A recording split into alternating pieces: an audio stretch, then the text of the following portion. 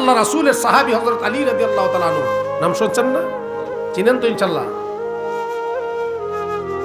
উনি এক যুদ্ধের ময়দানে ওনার পায়ের গোড়ালির মধ্যে তীর ঢুকে গেছে। কি ঢুকে গেছে? তীর। সাহাবীরা অনেক চেষ্টা করেছে, পারাপারি করে তীরটা খোলার জন্য খুলতে পারে না। এমন ভাবে ঢুকছে, খুলতেও পারে না, এবং ধরলেই হযরত আলী রাদিয়াল্লাহু তাআলা আনহু ব্যথা পায়, প্রচন্ড ব্যথা, যার কারণে উনি কাউকে ধরতেও দেয় না এবং রক্ত ঝরতেছে। সাহাবীরা গিয়া আল্লাহ রাসূলের দরবারে বললেন, ইয়া রাসূলুল্লাহ, ইয়া হাবিবাল্লাহ, আপনার সাহাবী হযরত আলী রাদিয়াল্লাহু তাআলা আনহুর পায়ের গোড়ালির মধ্যে যুদ্ধের ময়দানে তীর ঢুকে গেছে, এখন ধরাও যায় না, তার ইয়েতে প্রচন্ড ব্যথা পায়, প্রচন্ড রক্ত ঝরতেছে, এখন খুলতেও পারি না, আমরা অনেক চেষ্টা করেছি, এখন কি করব? আল্লাহ রাসূল বললেন, ঠিক আছে, যেহেতু তোমরা অনেক চেষ্টা করতেছো এবং সেও দেয় না, তুমি ব্যথা পায়, প্রচন্ড কষ্ট পায়, এই জন্য তাহলে ঠিক আছে, আমার আলী যখন নামাজে দাঁড়াবে তখন যাইয়া তোমরা খুইলা ফিরো। সুবহানাল্লাহ। কোন জায়গায় দাঁড়াবে? সাহাবীরা তাই করলেন।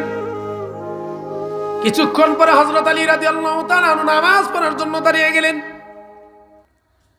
ওযু করে পবিত্র এই নামাজে যখন দাঁড়িয়ে যায়, ওই 2-3 জন সাহাবী যাইয়া পারাপারি কইরা অনেক কষ্ট করে তীরটা খুলছে। কি করছে? তীরটা খুলে ফেলেছে। তীরটা খুলে মাত্র দাঁড়াইছে বা বসছে, ইন দ্য টাইম হযরত আলী রাদিয়াল্লাহু তাআলা আনহু সালাম ফিরাইছে। সালাম ফিরায় ডাক দেয়া কয়, সাহাবীরা তোমাদের এখানে কি, তোমরা এখানে কি করো? সুবহানাল্লাহ। সাহাবীরা কয়, তুমি কি জানো না রে আলী, তোমার পায়ের দিকে তাকাইয়া দেখো তীর আসেনি। সুবহানাল্লাহ কোন? আলী কয়, তীর কখন খুললা? কয়, হ্যাঁ হ্যাঁ, তুমি তখন আমাদেরকে ধরতেই দাও নাই, তোমার কাছে যাইতেই দাও নাই, ব্যথা প্রচন্ড।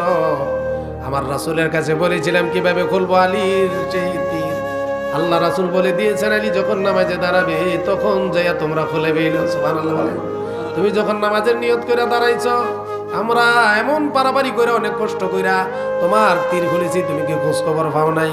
আলী ডাক দিয়া কয়, বাইরে, আমি যখন আল্লাহু আকবার বলে নিয়ত বেঁধেছি, তারপরে আমি আর দুনিয়ার কোনো খোঁজ খবর আমার ছিল না, সরাসরি আমার আল্লাহর সাথে আমার কানেকশন হয়ে গেছে। কি হয়েছে না হয়েছে আমি বলতে পারবো না, কিন্তু শুকরিয়া, তোমরা আমার তীরটা খুলে দিয়ে আমাকে কষ্ট থেকে মুক্ত করেছো, আল্লাহর কাছে শুকরিয়া আদায় করি, আলহামদুলিল্লাহ বলেন। তাহলে খুশু এবং খুজু কাকে বলা হয়? কথাটা ঠিক না বেঠিক?